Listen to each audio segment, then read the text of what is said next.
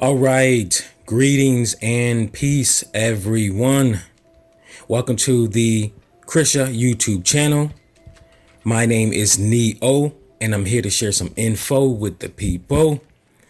Well, it's not really new information. It's kind of like going off of maybe one or more of my other psychic information videos, but now it's more talking about being an empath in relationships in 2020. And first, people have to understand what empathic abilities or senses are, and that's exactly what it is. Being empathic is not really another entity, another human being, or anything like that. Being an empath. Let me check this out. Being an empath is really just having an empathic sense. So I want to try to go ahead and utilize it as that by saying empathic senses. And what it is it's another part of our overall psychic senses that we all have to some extent, just as we all have intuition. And there's no such thing as a woman's intuition, as if they are the only one who have intuition. And that's one thing that I want to get people out of when it comes to talking about intuition. Intuition is a universal sense that we all have. It's a spiritual sense. It's one of the many spiritual senses that we have. And being empathic, I can give you an example. Perfect example is the girl Mantis from the movie Guardians of the Galaxy Volume 2. Mantis, she is a perfect example of being empathic, except that the real way of doing it, you don't have to touch people, places, and things, but touching is just one aspect where you can get information when you touch people. Just like one time I gave a handshake, I had a handshake with a guy, and information came throughout the time I was shaking his hand that he was not taking care of his wife, and he wasn't happy with his life. And I could tell by the way that he looks and his mannerisms, reading his energy. And also, of course, when I gave him when I had a handshake with him, I knew that it's something that he wasn't living his to his highest potential. So touching does help out with our empathic senses, and it helps out when the individual has trained themselves to be aware of the images and the information coming through, because it largely overall deals with energy. That's what I've learned throughout my years of studying alone. I studied this by myself, trials and errors, and paying attention to the information coming through. And after a while, I just started to know what's going on and recognizing the information coming through. And I've learned that the energy that comes through and the information isn't always my own. That throughout my years of studying by myself and going through my personal development, I've learned to identify my own energy as a baseline, so that when I'm around other people, when new information comes through, I know that it's their information. So having the empathic sense, it is a form of telepathy. Mantis says that it's not telepathy, but it's a form, in my opinion, and going through my own experiences of having my own empathic senses activated and being conscious of them, I feel that it is a form of telepathy, because you still can read people, but it deals more with empathic. In being empathic, the empathic sense deals more with the emotions, which is still connected to the person's mind. So it is a form of mind reading. If you really understand what's going on and you pay attention to it, it is a form of mind reading, but you're reading people's energies and their emotions. So with that said, and it's one of the many psychic senses that we have access to. I'm telling you, it's a lot of psychic senses. And clairvoyance, I've experienced that. I am clairvoyant. It's just that I haven't been training myself as much as I could to be on a much more advanced level But when I know when certain things come through, I know what they are on average. And when I say that I can read people, I'm telling you, I definitely can read people way beyond average. And I gotta tell you guys, if you haven't noticed already, but some people already know it. But most people, when they are in public, they put on a public projection for the public to see. This is automatic dealing with the ego. The human ego is a artificial personality that it got us to believe that it is us, but it's not us. The real us is the spiritual side of us. The human side of us is the ego. That is what people interact with, and that's throughout their daily life. So with that ego projection, they put out what they want people to see and what they feel that people will accept. However, if you are on a high, advanced, or at least above average psychic sense level, you can be able to perceive beyond that. And I'm telling you, you will be amazed at what you can be able to perceive. And a lot of people are suffering from depression and anxiety, regardless of how happy-go-lucky they look, and regardless of how much career success they have, how much financial success, how much social success they have. And a lot of these celebrities suffer from depression and anxiety. They're not happy. And I live here in America, and I'm telling you, a large portion of Americans suffer from depression and anxiety in one way or another. They do not do any kind of personal development to develop themselves outside of that and to reach their true inner happiness and true inner peace. And I know what true inner peace is because I have reached it largely, and I rarely ever suffer from depression or experience depression unless I'm around other Americans. This is why it's very important, if you are an empath or you have your empathic sense activated, you have to be very, very cautious with who you are associating with frequently. Because when we are around people, as far as us empaths, we soak in other people's energies and we can feel their current emotional state dramatically, tenfold.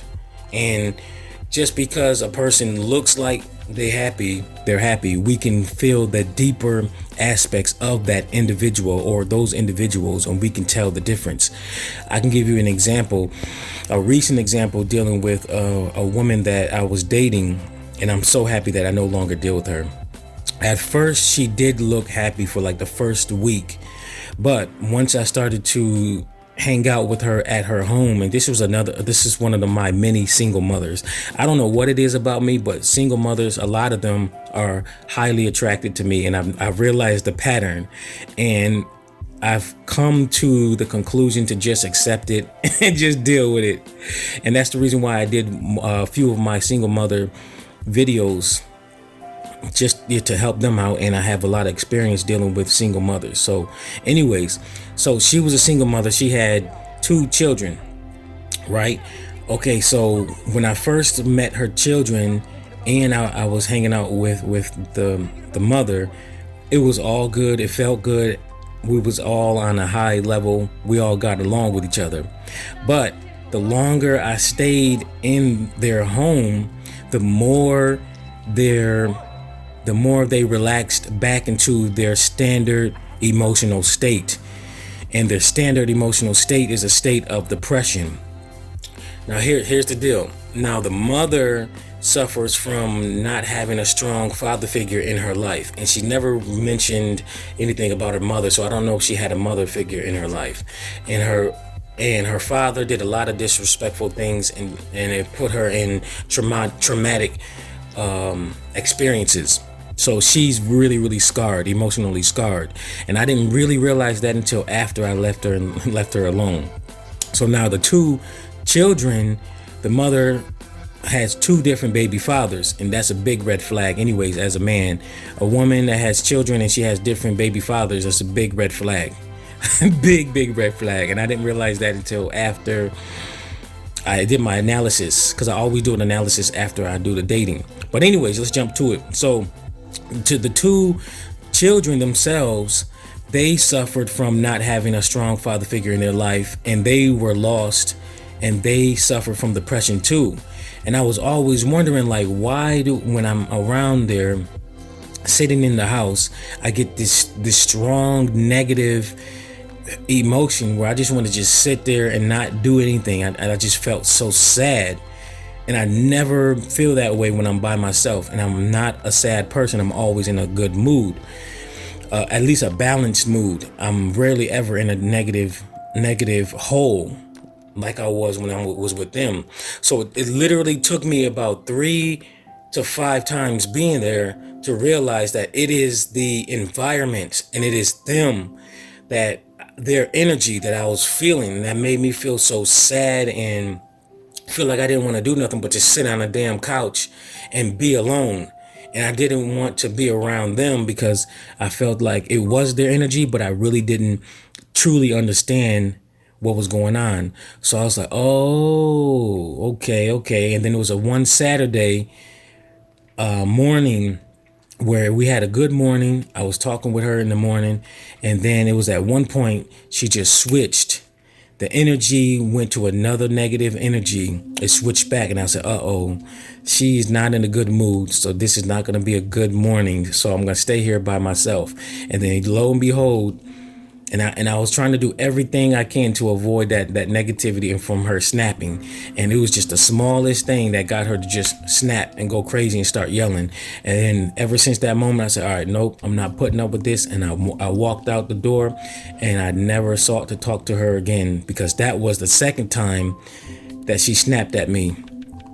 And I told her the first time she snapped at me, I walked away, and then she said she's sorry, and she talked to me about it, and she said she'll never do it again. So I said, okay, I'm gonna give her another chance. And then she snapped at me again. And me, I didn't want to bring out my negative emotional side of me, because I have a Thanos and a Hawk side of me that when I get angry, and this is how it is with a lot of nice people too, you guys, the more nice a person is and comes across, the more likely they probably have a really dark side to them. And me, I'm one of those individuals, but I don't feel a need to bring my dark, angry side at people anymore, because I have much more control over it. But I know when to bring it out. And then when I bring it out, especially when it's for a woman,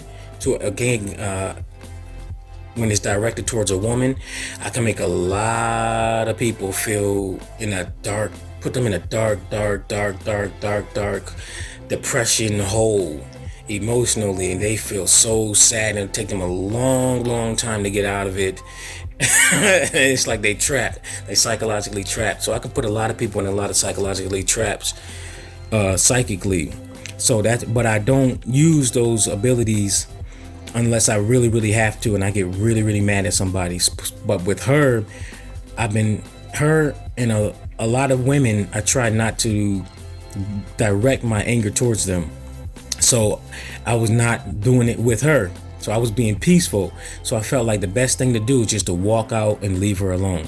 And I'm giving you guys this experience, and I know I'm talking too much, but I had to tell you guys that this is the type of stuff that, as far as being an empath, you suffer from. You suffer from it by just sitting around this negative energy of these other people. And then that is the reason why you feel so drained and you feel pulled. You feel weak. And just think about it. Think about the times when you are by yourself. You feel happy. You feel peaceful. But when you get around a certain person, it could be your family members. It could be your cousin. It could be an associate of yours. When you go to work, at some point you feel drained. That is because we as empaths, we soak in other people's emotions, the emotional energy. So you have to choose your associations wisely. You have to choose them wisely, and you also have to know how to recharge your energy. Recharging your energy includes making time alone to be by yourself, in peace by yourself, so that you can recover from your energy loss. If you can, I found that being alone in nature helps balance me out, my overall energy out, because the nature, when you're standing on grass it soaks up your energy into the earth, and the earth can do whatever it has to do with it, and it resolves that energy balance, energy instability. And especially if you can go without shoes and your socks, and you can just stand there. And a major plus that I feel like works for me is sunlight. Standing on the ground, as far as the grass, take your shoes off, you go barefoot, and you stand in the sunlight if your body allows you to do it. My body is a melanated body, so I can stand in sunlight for hours and hours, soak in that sunlight, and it raises my energy and it purifies my auric field. So you can try that out too, to raise up your energy and get your energy back to a higher level. But I want to say that nowadays, most people of the masses, they are highly unstable, a large portion of them, and they suffer from depression largely. So if you're going to be hanging around most people, you got to be aware of that, and you got to be aware that it's their energy that's soaking up your energy. That's the reason why a lot of people like to be around us people who are stable and who have high energy levels, because whether they're conscious of it or not, they're soaking up our energy, and they enjoy it. It makes them feel better when they are around us. So that's why you got to be conscious of who you are around. And for me, I've learned that it's better for me to be single, happy, stable, and peaceful than to be with a person who is unstable psychologically, emotionally, spiritually, and even physically, and who does not have positive energy to provide me in exchange of my positive energy. So I'd rather just be alone until I find those people who actually are either on my level or near it or even beyond it, and who are taking personal accountability for their own behavior and their own energy. And a lot of people do not understand what their energy does to their environment and other people, and also they don't understand the importance of personal accountability. So that is something that I want you guys to be aware of, as far as all you empaths and you people who are just overall energetic, or just, I'm trying not to say empaths because it makes it sound like they're another entity. The empathic senses being activated, the energetic sensitive people. That's what I'll say. So that it gives a clue to you guys to let you know what's going on. Both the non-sensitive, energetically sensitive people, and also the ones who are energetically sensitive like me, who do not know what's going on. Now you guys know, you can have a little bit more of an idea. And you can talk to me about it too if you want some more information, because I have been through a lot of my own training and analyzing of myself and how this thing works. And I'm still learning even more. So I don't know it all, but I'm still learning more. And if you haven't already, go see the movie Guardians of the Galaxy Volume 2 and listen to the lady Mantis, the being Mantis. She is a great example about reading people's energies. So go watch that. Or if not, then you can go and see the clips on YouTube, Mantis Guardians of the Galaxy Volume 2, and pay attention to her introduction scene. I think it's the second scene where she sits down and she talks to them all about her empathic senses. All right, thank you very much. I'm gonna let this go. All right, click that thumbs up button if this has benefited you in one way or another, and if it interested you in one way or another. Click that thumbs up button to this video. Definitely click the subscribe button if you would like to receive more information like this, and especially considering relationships, because I talk a lot about relationships. And if you would like to send me an email, you can do that at committedrelationships@gmail.com. That is my relationship email. Or if you want to talk about spiritual topics, email me at NeoOneness@gmail.com. That will be in the description. Thank you very much, and until next time.